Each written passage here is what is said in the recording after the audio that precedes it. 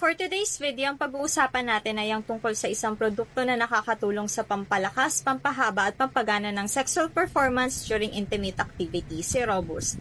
So paano nga ba gamitin si Robust? Unang-una, si Robust ay nakakategorize as dietary supplement, meaning hindi natin kailangan ng prescription para makabili. Pero paalala lamang po na ang produktong ito ay recommended for use lamang ng mga 18 years old pataas. So, paano nga ba ang tamang pag-inom ng Robust tablet? So, uminom po ng 1 hanggang 2 tableta ng Robust 2 oras bago gawin ng sexual activity. So, bakit 2 oras? Kasi yung effect nito usually lumalabas siya after 2 hours. Advisable din na inumin siya with warm water. So, warm po, maligamgam, hindi mainit. At mas maigi kung iinumin po siya ng walang laman ng tiyan. Paalala lamang po din po sa may mga iniinom na maintenance drugs katulad ng para sa high blood, diabetes, cholesterol, mas maigi po na tanungin muna natin ang ating mga doktor bago po tayo uminom ng Robust. Salamat!